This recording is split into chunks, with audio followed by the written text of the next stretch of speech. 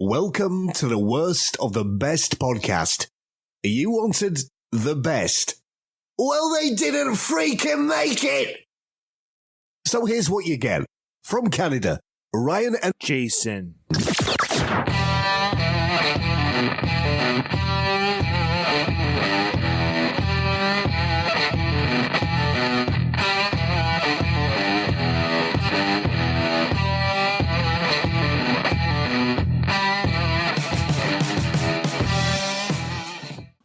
Welcome to the Worst of the Best podcast. I'm your host, Ryan, and with me today is Jason, my brother. How you doing? Doing good, brother. Happy to be back with you. Yeah, I'm excited too. And we were, discussing what should we do. We go through some of our topics and ideas. It's a non-music one that we wanted to tackle this time around. And just as a quick reminder, this will be the last new episode for about 4 months until about Christmas, everybody. Myself, Ryan, I am deploying at the time of this recording in 1 week. I will not be able to record any episodes of The Worst of the Best while I am gone. So if you're new to the podcast and you enjoy what we're doing today, go back and listen to some of the other topics in our feed that might be of interest to you. Lots of topics, lots of episodes, so we invite you to listen to that or listen to those episodes. To, subscribe to the feed. So when I do come back, and Jason and I know Ruben has already said that he'll come on for our yearly celebrity death episode, so I want to plug that right now. I think the next episode, it'll be a fun one to return to because it'll be at the end of the year when we record again. It will be our 6th annual celebrity death episode, which really is our most favorite episodes to do. Actually, I think it might be the 7th. 6th or 7th. It's crazy. Okay. Jason, board games. We did a lot of board game playing as kids because we didn't have the internet. We didn't have video games the way kids do today. So I will say that you and I and our cousins and friends, we did a lot of board game playing growing up. We did. There was a lot of time on our hands that was spent doing other things than just video games and surfing the internet. So our time was spent watching probably a little bit more TV and playing board games. All right, so let's get right into it. So what Jason and I have done is we've compiled what we think are the best board games out there. Most of them are, I would say classics. So this isn't necessarily classics, but I would say the majority of them are classics. And we also wanted to make sure they were games that Jason and I have personally played and understand, thus we can speak to it. So we've compiled the list of the best board games in history. And at the end of this list, independent of each other, we don't know the answer yet, we are going to say which game is the worst. So if you're trapped on a deserted island with these 22 games, which one do you have to get rid of? Which is the worst of these best games? I think people will agree the games that we've picked, Jason, the games that we've selected are definite highlights, and there are many that we missed. Either A, we didn't play, so if you're listening, you go, where's that one? Where's that one? Well, either Jason and I have never played it, we can't speak to it, or we'll get to a couple of them that they kind of fall into the same category. A lot of them, have sprung a lot of different, like, cousins or brother and sister versions of the same game. Okay. So, Jay, why don't you start with number 1? Cards Against Humanity. Now, this isn't one that we grew up playing. No. But it has, in more recent years, become a classic hit. Yes. Especially amongst adults. Right. And I have to say, there is a resurgence in board games. Cards Against Humanity is one of those games that has really pushed games back into the social circle. I would probably sadly suggest that during this last year and a half, because of the pandemic, maybe board games have suffered in sales. I'm not sure. Yeah, I don't know. They were riding pretty high, but now as people get back together and socialize, maybe this is one of those games that they are pulling out again to enjoy. The game basically consists of picking out cards that have blanks in them, like a sentence with a blank. Right. And then people fill in the blank with a word based on other cards that they have in their hand. It'd be like John blank with Jim and Jane.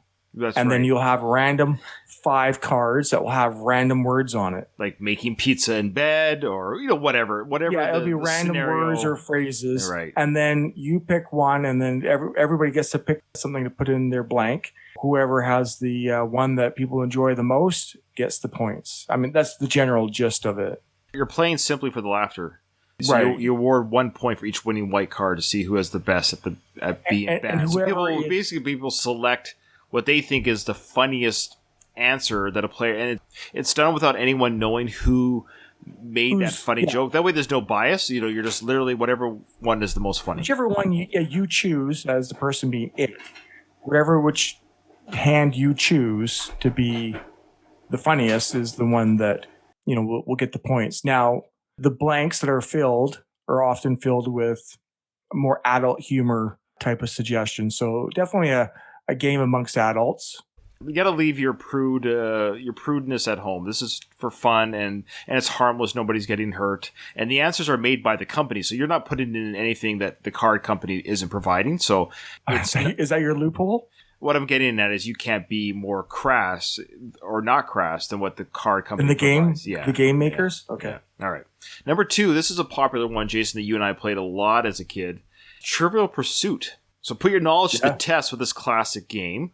There are more than 2,000 questions covering anything from sports and leisure, science and nature, art and culture, geography, entertainment, which is, of course, everyone's favorite, and history. So players travel around the wheel-shaped game board and answer questions from these different categories. So the color squares along with the game path to note which category to pull from. So if you answer a question right, you get to go again. Collect one pie-shaped game piece when you land on each category hub. Be the first player to make it to the center of the board where you must answer one final question to win. And if you don't feel like getting out of the board, you can always just answer the questions for fun. So the beauty of this game is you can literally just sit around, and if you don't want to play the piece version, you can, hey, let's just test each other's trivia. Let's just sit around and talk about geography, history. You're basically compiling what information have you gleaned through your life up to this point?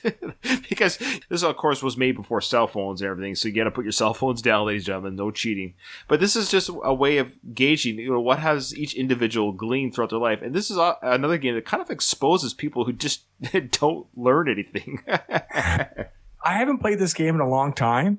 It would be very interesting to play this now, many years later. It's been years since I've played it. We played it lots when we were younger. Be interesting to play it again, put this, like you say, put the cell phones down and see what I have retained or lost over the years. And I'm sure the questions have been updated. Yeah. I have a Nintendo Switch, and one of the games I bought was Trivial Pursuit for the Switch. Oh, okay. And I play online against other people. I'm not going to pat myself on the back, but I usually win games against other individuals. Interesting. And of course the questions have been updated for modern day entertainment and past stuff too. Of course, you have the information years ago isn't irrelevant anymore, but it'd be interesting to see what type of questions since the 80s and 90s through the 2000s have been now used as a Trivial Pursuit question. Right. Number 3 here, Apples to Apples, another card game. This one, though, is more family friendly. A much younger audience can participate and enjoy the experience. So you have like a green, air quotes, cards, but like green apples and red apples. The green apple cards have adjectives on them and a set of red apples, which have nouns on them. And each round, a new player gets to judge and presents a green apple card to the group. And the rest of the players select one of the red apple cards from their hands to play. Sometimes the nouns match the adjective perfectly. Sometimes they make no sense at all.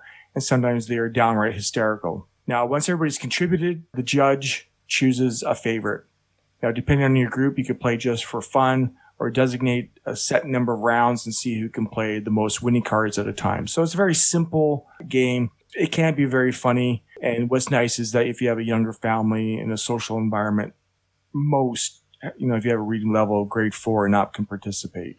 I would say 12-ish, maybe a smart 10 or 11-year-old. But 12 is kind of the number where, where they can kind of join in and get the humor and be clever. Good memory here, Jay, as you can remember. It was actually about 11 years ago. We were at a family reunion. It was actually Becky's first family reunion with us. We played Apples to Apples, and it was fun with the nieces and nephews and the brothers, the uncles, and everyone, and the aunts all getting together. And I remember everyone, especially our kids, your kids, my kids, they were that age group. They were 12, 13, 14, 15, whatever. Yeah. All the kind of perfect age to watch our kids just laugh and have fun. And 11 years later, all that's gone. You're all adults now. They don't care about us anymore. I have a good memory with that game in that moment, so I just wanted to share that. All right, number 4, Pictionary. Everyone knows Pictionary. It's a party game, again, that's suitable for all ages. Teams take turns drawing and guessing as many words or phrases as possible in a timed round. Now, you might think a game of drawing sounds easy, but this game can be more difficult than it seems, especially when your drawing skills suck and you're on the clock. I am not an artist. I could barely print my name, let alone try and describe a word using pictures. But anyways. Yeah, so you got players who take turns drawing things like, buck teeth or sand trap for their teammates to guess. And who knows, the buck would be hard. Like teeth everyone could get, but the buck part, right? You'd be like teeth, dentist. You're like, yeah, dentist chair. It's fun because you can't say anything. You just do these crazy gestures with your hands. Like, no. All right, but let's just say nobody wants me on their team. That's true. I'm going to be the last one picked. I could do a pretty good job at guessing the words, I think, but trying to draw and help my team in that way, no. It can be a very fun game. Number 5. Okay, the classic, Yahtzee. We love that there's no limit to how many people can play in the fun game of Yahtzee, the dice game where it's all about luck of the roll. So that is a bonus to this game. Yeah. It's just there's no real strategy at all. You just hope the roll the dice works in your favor. Each round, players receive 3 opportunities to roll up to 5 dice. After each roll, you can just evaluate the dice and choose which, if any, you want to roll again. You're looking for a pattern that will work for one of the 13 possible Yahtzee categories. So you have a piece of paper that you're keeping track of your rolls. And at the end of your turn, you choose which category you'll use for that round and tally the score accordingly. You can only use a category once per game, so you got to choose carefully. If you land all 5 dice on the same number, it's called a Yahtzee. The classic Yahtzee! Yell it out.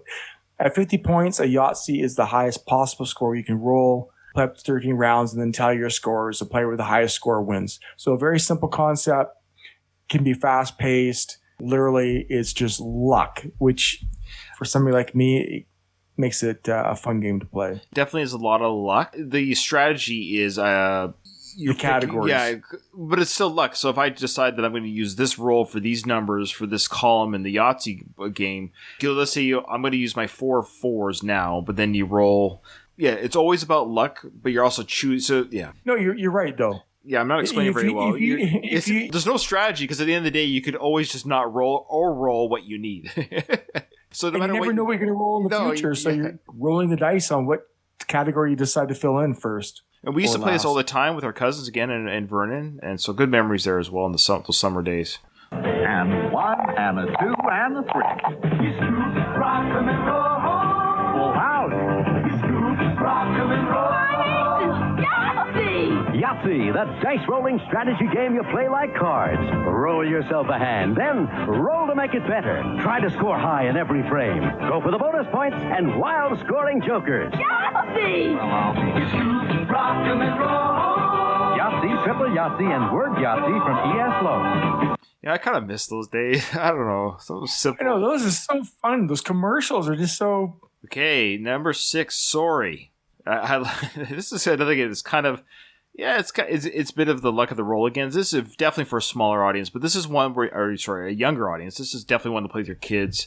This is a game that I remember from way back, like the youngest of young games that we would play.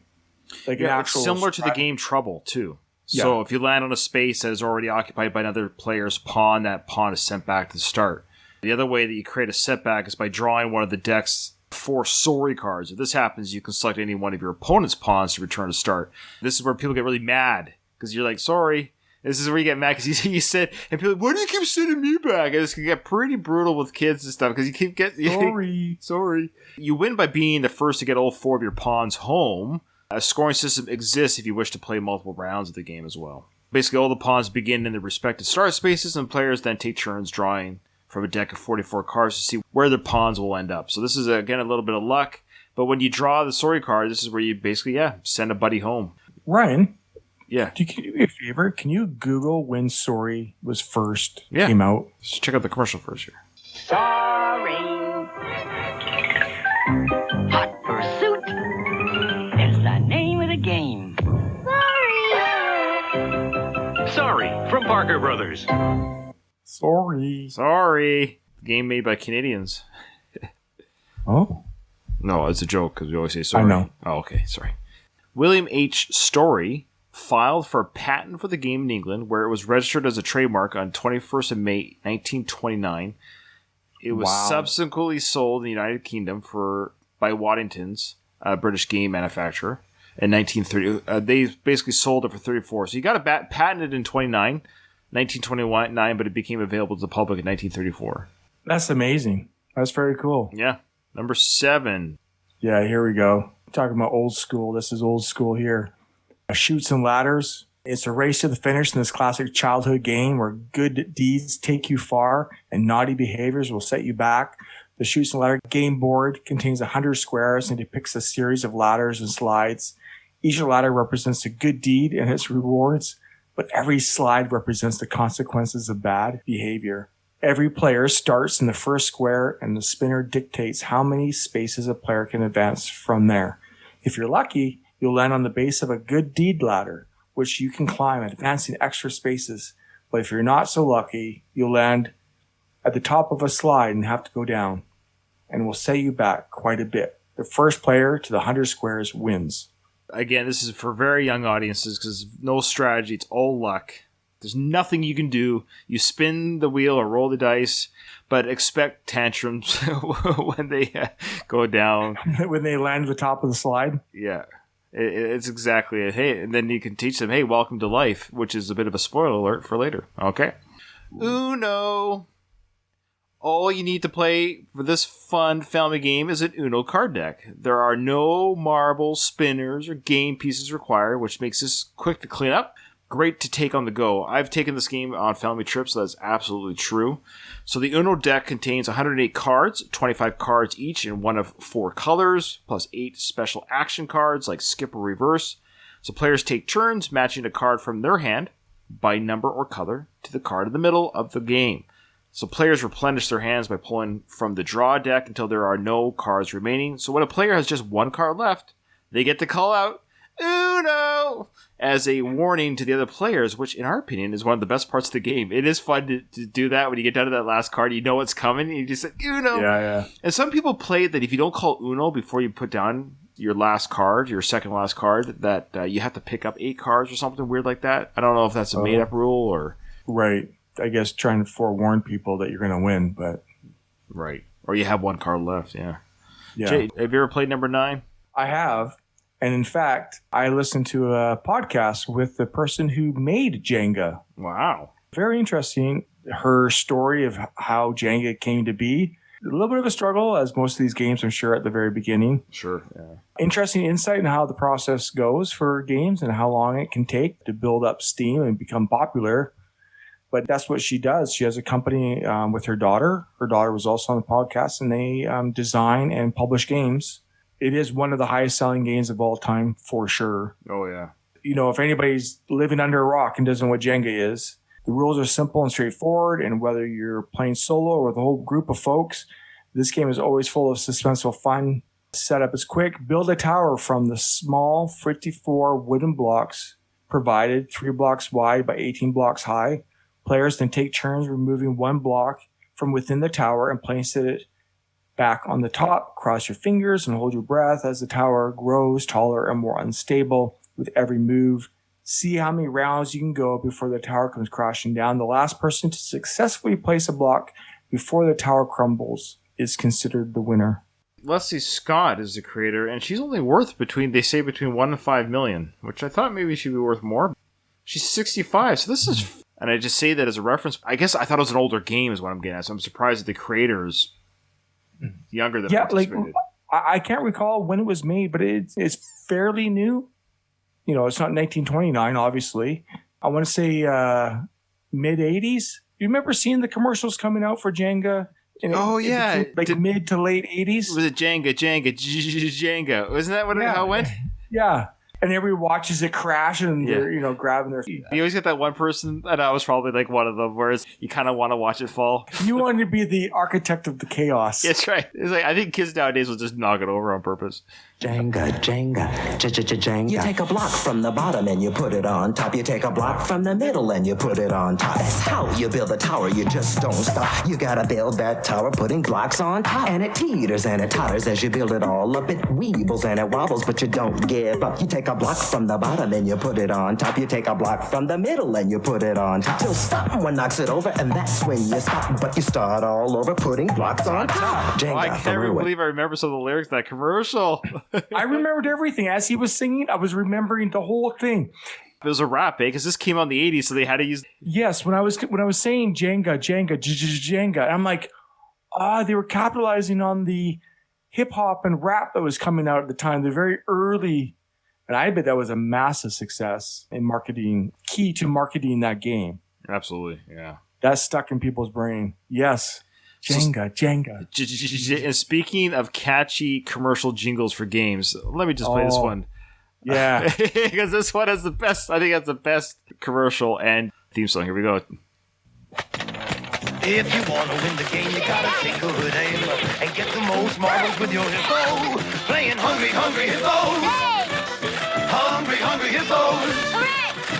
Hungry Hippos is the name of the game, and whoever hippo gets the most marbles wins. Got it. Playing Hungry Hippos. Hungry Hippos. I win! Hungry Hippos from Hasbro. You and I saw that commercial hundreds of times. In fact, I remember that kid's face. I win! I just want to punch him every time. You little snotty. Okay, so we did have that game at some point. There's a couple problems with this game. It's such a breakable game because you're just pounding on those hippos, right? So the idea is you got these marbles on this plastic little platform with these cheap plastic hippo levers, and their mouths open up and clamp down on the marbles. It's just a chaotic game because you got the kids just smashing as hard as they can. The marbles go flying everywhere and you lose them. You end up having like 4 marbles left after a week. Yes, like the harder I hit the hippo, the more successful I'm going to be. Rather than speed. Yeah, you're right. It should just... But if you go back... we hit it hard. You got a 4-year-old smashing this thing. But this was a fun game. Like, if you had this game, it was a lot of fun. But it just never lasted very long. No, and every time I saw the commercial, like if you didn't have the game, you wanted the game. Oh, yeah, you wanted You're hoping you can get the game. It's a classic game of fun. It is fun. It's funnier now than actual fun. But I just looking at the pieces on the commercial. It is so cheap. Oh, it's such a cheap product. All right. Okay, here's another beauty. Coming in at number 11, Operation. The poor patient in Operation sure has a lot of ailments. Writer's cramp, water on the knee, and brain freeze are just a start. In this game, you get to be the doctor, and it's your job to relieve the patient by removing all 13 of his ailments. The retrieval process can be tricky, though. You have to use a pair of tweezers to remove the small plastic ailments, and if you miss and hit the size of the patient, the game buzzes, and another player, the specialists, get to try. If you can successfully remove the item indicated by the game cards, you get paid for your good work. After all, the operations have been completed. The doctor with the most money wins. Not made in Canada. Doctors still get more money with the more operations they do. But that being said, yeah, this is a game that I don't think did we ever own this game? But I know we played it. I played it. I don't know if we owned it. I don't think we owned it because this is anything that required batteries we didn't own. No, I'm just joking. Yeah, this game was fun to play as a kid. It was always very stressful, and I always felt like I was going to get electrocuted. I don't know why I thought I was going to get electrocuted with that metal. The buzzes scared me. I don't know why it startled me. I seem to recall being quite loud as a kid, but now that I'm older... It is quite loud, and it is meant to startle you. It's supposed to make you feel bad for failing in your operation. In a game like Jenga, some people might secretly want to be the person that crumbles the game.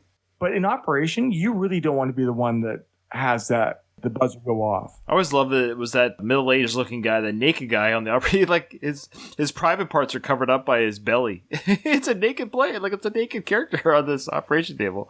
Okay, let's operate. Operate. Where's the dog? It's Operation, the Wacky Doctor's game where you're the wacky doctor. Batteries not included. See? Batteries not included. My turn. Take out asparagus for $100. It takes a steady hand because if you touch the side... Yeah. There goes his funny bun. Don't get nervous. I did it. That's $200. Operation, a game from Milton Bradley. The ones that were a little bit trickier, like a little bit thinner, like the space was thinner, was you get a higher cash reward. So there you go. Yeah. All right. Number 12, Twister. Now, Twister will, as the box promises, Jason, will have you twisted up in knots and probably doubled over laughing too. So to play, place the game's large vinyl mat on the floor, and that mat was terrible. It always got crumpled up, and it never quite stayed flat. So the mat has 4 rows of different colored dots and a cardboard spinner broken up into quadrants that dictates what body part goes onto what colored dot. So you can find yourself in a downward dog, or you might find yourself with someone's rump in your face. but you have to hold that position no matter how strange it might seem or creepy. You'll definitely be eliminated if you fall, but you also risk elimination if someone catches you resting a knee or an elbow on the mat. So you have to see who can hold themselves longest and become the Twister champion. I never played Twister very much. I feel like it's a game that teenagers like to play because they get to like accidentally grope somebody. I hate to say, but I feel like I never played it really as a kid, but I feel like it's kind of like a youth game where, oh, my elbow's in your boob. Oh, this is part of the game, but you kind of like knew you were touching a girl. Come on. Didn't we all know that when we were teenagers? It is a teenager game. Innocence at about 6 to 10. Yeah, and then it gets pretty sure like 11 to 12 to about 15. Yeah, it's just an excuse to be close to the person you're attracted to. I didn't play a lot. It is a classic game. It was at parties. It's a party game. It is a party game. Definitely for younger crowd. I suppose people play it when they're older too. Sure. It's like, oh, I fell on you. Oh, we all fall on each other. Yeah, okay. Yeah. All right, Connect 4. What kid doesn't love a quick game of Connect 4? I don't know. All you need to do is take turns like this. What? I'm in the giggles there for a second. All you need to do is take turns with another player. What's going on here? All you need to do is take turns with another player, dropping tokens into the open slots of the games. All right. Giggles. Oh, yeah, it's the giggles, all right. Yeah, little chuckles there. Okay. To win, connect 4 of your colored tokens as quickly as possible, whether horizontally, vertically, or diagonally. You'll want to be sure to keep an eye on the other player, too. If they have 3 in a row, you just might need to use your next turn to drop a strategically placed token to prevent them from connecting 4 of their own. You think that with 42 slots for tokens, it would be easy to connect 4, but with a worthy adversary, there's a chance it will come to a draw. No matter the outcome, we bet you can't just play one round. We played this a lot as a kid. This was another one where it's a little bit frustrating though when it's kind of like tic-tac-toe. Once if you got 2 kind of equally smart players, you just like draw every time. If you can just do 1 or 2 moves ahead in your own mind, and you got both players able to see that. So this is a game where you can't have a 12-year-old playing against a 6-year-old is what I'm saying. Like you kind of have to be the same level of intelligence to foresee moves. So I guess it goes for a lot of games, but you get what I'm saying. It's yeah. You don't want to be the older brother playing the younger brother. Right. Because that younger brother's going to be crying at the end of every round. The 12-year-old versus the 6-year-old. That just doesn't work. But this was another game that was very popular in the 80s when we were kids. The name of the game is Connect 4. Gotcha. 4 cross. One more game. Object, connect 4 of your checkers in a row while preventing your opponent from doing the same. But look out, your opponent can sneak up on you and win the game. I won. Where? I can't. Here, diagonally. Pretty sneaky, sis. Connect 4, the vertical checkers game from Milton Bradley. So the next one on our list is checkers. But Jason and audience, don't let this simple look of the game fool you. There can be a lot of excitement in a game of checkers. So you and your opponent, as most people know, are responsible for 12 uniform game pieces, usually black and red, which allow you to move diagonally across an 8x8 checkerboard. Maneuver a piece all the way across the board, you get the crown it as a queen, so then you can jump in an opponent's piece, and you get the capture to remove it from play. So basically to win, you capture all of your opponent's checkers, or position your pieces in such a way that there are no available moves for the player. So checkers is relatively easy to learn, making it a great way to introduce younger players to games of strategy.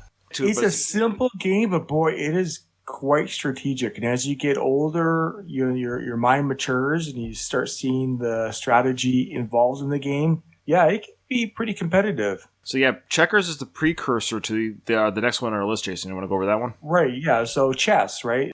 When a game has endured as long as chess has, we're talking nearly 1,500 years. You know it's worth playing. In this classic 2-player game, you and your opponent have the same 16 pieces to maneuver across 64 square game board, with the ultimate goal to checkmate your opponent's king piece. Game pieces consist of pawns, rooks, bishops, knights, and queen, and a king, and there are different rules about how each piece can move. The best piece of advice we can give for this game is to take a step back and assess the whole situation before making a big move. Chess is also a pretty good metaphor for life. So 1,500 years, and it's still not going anywhere. No, it's not going anywhere. It's a passionate game. People that play this game are passionate about this game. You can play it online, of course, which is amazing. With the internet now, people are playing it like crazy. Tournaments worldwide. People versus computers. Yeah, they've done that. Of course, Bobby Fischer. It's been made movies about it, real life stories. And I was actually part of the chess club as a kid, and I remember being a part of the chess club and kind of feeling, I don't care if you think I'm a nerd, but I'm a part of this smart club. When I was 8 years old, I think I was between 8 and 10, so I was fairly young, and I remember thinking, I'm smart enough, as I thought myself at the time, I'm smart enough to be a part of the chess club, that I understand all the rules, and I can play this game. Now, I wasn't very good at it, but half of chess is just knowing the rules, quite frankly, knowing how the pieces operate. And you also have like different types of chess, speed chess, where you have a certain amount of time to make a move, which makes you think quicker on your feet. I kind of like that, right? You gotta punch in quickly, and otherwise, people who played online, you could like do one move, and the person could respond like days later with their move. So, really interesting game. Obviously, what I also love about chess is some incredible. Throughout the years, you've seen this, but some incredible chess boards and game pieces. Real beautiful artwork can be made into this game. Yeah. Hey, can we see where was it invented? Well, I would say, I guess it's British because of the game pieces. Yeah, unless it's been adopted somehow. So, chess emerged in Southern Europe during the second half of the 15th century after evolving from the similar but much older games of Indian and Persian origin. That's kind of the chess we know today. Interesting. Cool. Yeah. Now, here's one that, I almost didn't put on the list, but I have fond memories because this is a game that I remember our dad teaching us how to play. And I remember our dad loved this game, and he played it quite... I seem to recall he played it all the time, either with our mom or with his brothers. I remember thinking that the backgammon is what we're talking about. I just remember how cool it looked. It was like a little briefcase. Yes, the backgammon kit. The backgammon like suitcase little kit. And it had a velvet felt game board inside, and then the pieces were smooth and slick. Yeah, and all polished. It's just a really slick looking game. So the playing area consists of 24 triangles of alternating colors and a bar down the middle of the board. So to play, you're responsible for moving a set of 15 checkers around the board with moves dictated by the rolling of 2 dice. So the first player to successfully cast off or remove all his or her checkers from the game wins. Backgammon is a 2-person game that definitely requires strategy, but there's a little bit of luck, of course, involved as well. I just have fond memories of the game. I just remember thinking, I remember when my dad taught me how to play, I thought, I can understand an older person game. Having quite fun playing with it with my brothers as well. I just love the aesthetics of the game. I just love how it looked and the game pieces in the board. I thought that was the coolest thing. I agree. I have very similar impressions in my mind looking back at the game. I would have to be reminded how to play it today to be proficient. I think it was Dad that played it the most.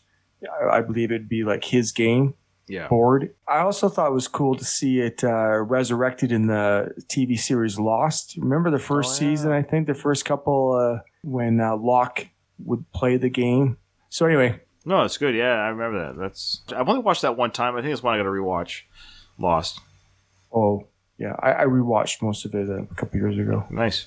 It's amazing when you can binge watch it. Right. How fast it goes and how quickly they jump into the backstories of these individuals. Right.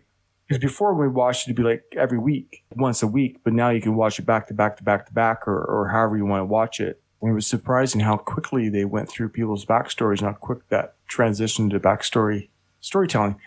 Anyway, so Risk, long gameplay. Yeah. You got to be committed to this. Yes. You have to set aside a night. You're saying you and your buddies, or you and your gal pals, buddies, mixture of both, whatever. But you got to be real. Look, I'm going to be honest here. Have your snacks. You got to have food. Yeah, you're snacking because you're waiting for your turn. You can't rush your player, your competition, or your opponent, sorry. So the whole premise of the game is to feel what it's like to rule the world. In this game, a map of the world is spread out on the game board, and all the continents are broken up into territories. The end goal is for one player to conquer all 42 territories and eliminate the other players along the way. But first, a little diplomacy is required to get there, make alliances, and then break alliances as you slowly start to conquer more territory, but be cautious. If you're willing to break an alliance, then you know your opponents will be too. It's interesting to talk about the alliances, Jason, because it's true. This is a game where there's no rules about that. You can literally look at the person across from you and say, you know what, you and I, we're going to work together. And the players can't stop that. So you kind of have to have gentleman rules, as they call it, meaning you can't tag up and poor little, like, Joey every time, like all three of you, or if you got 4 or 5 of you playing. But the idea is when you form alliances, you do it within the realm of the game without being silly about it. But you can be like, oh man, I'm struggling here. And you'd be like, okay, if you promise not to attack me or something, like, let me build, you could do stuff like that. What makes the game kind of fun is you play with people's real personalities, and alliances can be formed, and there's no rules against it. You just say, yeah, I want to attack your land for a bit. Or it's an interesting psychological game. I played it quite a bit back in the day, and it can get kind of heated, so make sure you choose your friends wisely too. Speaking of battles, Battleship. You think my battleship? Remember that? Of course. It's like, I mean, half the popularity of this game was the commercials that advertised that phrase, "You sank my battleship." I mean, the only reason you played was so you can say that phrase. Battleship! Battleship! Battleship, Milton Bradley's great game of strategy. It's loaded with action and suspense. Play it anytime, anywhere. B4. Hit. J1. You missed. J10. Oh, you sunk my battleship.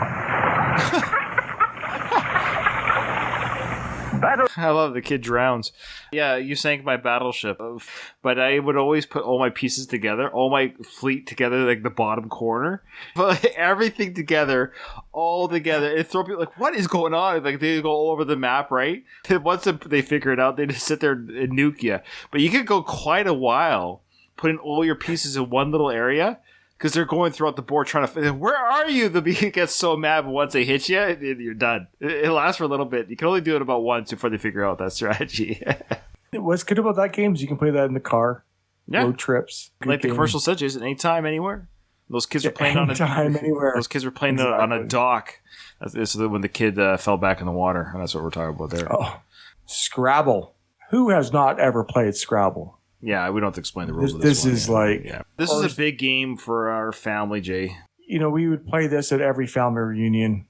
There'd be boards all over the place, all over the tables, aunts, uncles, cousins, siblings, all weekend long, all family reunion long. And I think we also had like awards. There was like championships. It was serious business. This is our mom's side of the family. It was very serious. Yeah. Our mom's mom, our grandma, she was the Scrabble champion. She was ruthless. This was no joke for her. Her energy and competition level is crazy. Like, she took off her grandma mantle when you played. No mercy. Yeah. Classic memories, classic gameplay. It's still an enjoyable game. All right, so the next one. This was one of the more fun games, but I remember playing the Game of Life with my brothers, my parents, and this game was just fascinating. I love the board. It was kind of like the board was cool. I like the little cars. A lot going on. There's a lot going on. You choose your career. If kid Ryan saw adult Ryan right now, I wonder if he would be thinking Ryan's winning the Game of Life. Let's say the Game of Life was more enjoyable than life. Yeah, I think so. The idea that being an adult would be so much fun, I think, yeah. I wonder how our parents thought about playing this game with us. Like, they're the adults, and they're playing this with the kids. They're like, yeah. But you get, like, a job and in the game, and, of course, the better the job, the better your pay.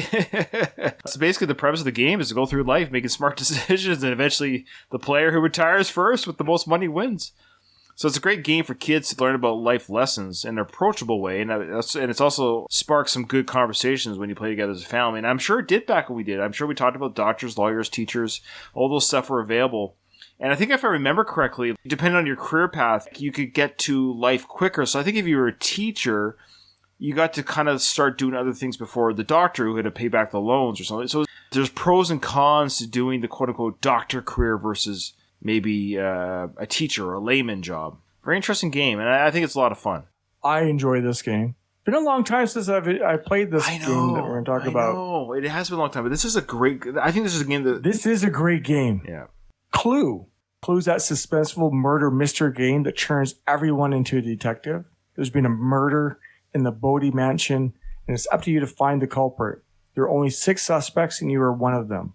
Move your game pieces through the rooms and secret passageways of the mansion depicted on the game board to look for clues. Who murdered poor Mr. Bodie? What weapon was used and where did the incident take place? The more clues you find, the more you'll be able to narrow down the many possible answers to those questions. It's a race against your fellow players to be the first to put all the pieces of the mystery together.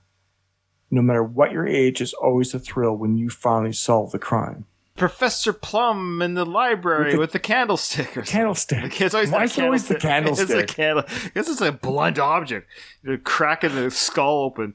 Yeah, fun times. Great game. A lot of fun. And yeah. And here's the classic, the big one. I don't think it's going to be on your or my list as the worst. But I did save it for last on purpose because it's the one that I have the most memories and probably the one I played the most in my life, hands down, Monopoly. So the first official Monopoly game hit the market in 1935, and this game of buying property has been creating real estate titans ever since. We all know how it works. It's an incredible game. I don't know if you've heard of that comedian called Dane Cook. He did a great little bit about Monopoly, which I quite enjoyed. Monopoly. There's another one we had. We had Monopoly. Everybody did. Nobody liked it. Everybody had it. Nobody. Even if you think you liked the game, you didn't. And it's simple why. Ready? Because this is anybody here 2.5 hours into a game of Monopoly. Ready?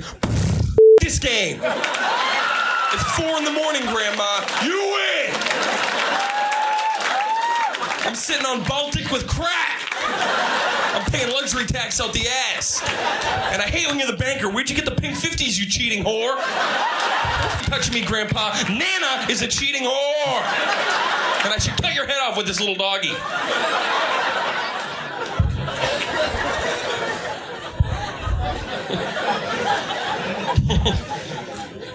We were so poor growing up, that little iron, we had to actually use that little iron. It's not funny. It takes a long time to iron a shirt with that tiny little iron. So, yeah, because poor Dane Cook, he's had kind of a rough time since his beginning days as a comedian, but I always love that bit about Monopoly. And it's kind of true. You get some people who just can't handle either losing, but it's a game where if you get, again, like-minded people with the same kind of temperament you have, this is a game like Risk. You could sit on going through that board paying rent for a long time. No one's ready to make that big move. Who's going to be the first one to kind of like, all right, I'm putting all my eggs in one basket on Baltic Avenue or Pennsylvania Avenue or something like that. But yeah, I love Park Avenue. Yeah.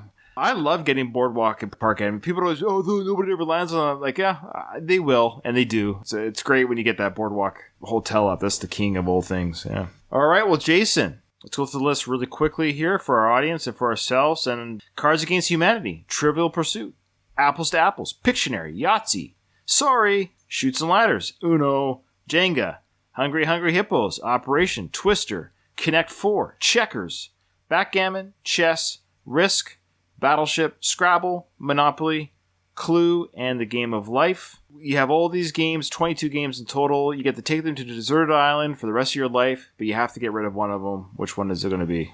Yeah, it's going to be Connect 4. Yeah, I was going to say. I kind of feel like, people might be saying, well, why'd you guys put that on the list if it's such an easy pick? It's widely known and wildly popular, and it's a good introductory game for kids to learn strategy and stuff, but I think, yeah, that would be an easy one to get rid of. There's a couple here that are a little bit younger. I wouldn't miss, obviously, Chutes and Ladders. Yeah. But I still would rather play Chutes and Ladders than Connect 4. Me too. Oh, so yours is Connect 4. Oh, yeah. It's easily. I don't think I even really liked it as a kid. Again, it's on the list because it's wildly popular and widely known. But I think even as a kid, it was just like a glorified version of Tic-Tac-Toe. It's just exactly. It's just a Tic-Tac-Toe. Yeah. It's a clever way of playing Tic-Tac-Toe. Oh, we'll use 4 instead of 3, and we'll let all the pieces drop at the bottom. Yeah, and that piece at the bottom always broke, and so the pieces would always just fall through. Another cheap plastic game, yeah. All right, well, there you go, ladies and gentlemen. Thank you for joining us down a little bit of memory lane, and I hope you enjoyed it as much as you enjoyed playing these games. And you know what? Here's a little message to you listeners. Grab your family. Grab one of these games. Sit down. Play with your family, because they too might have some memories that they can share when they're adults on a podcast. Remember, in front of every silver lining, there's a cloud, and today, it was Connect 4. All right, see you guys in 4 months. Go back and check out some old episodes. Our next episode will be the dead celebrities of 2021. Who was the worst of the best celebrity to die in 21? All right. Thanks, Jay. Thank you, brother. Safe sails. Thank you. Alligator Productions.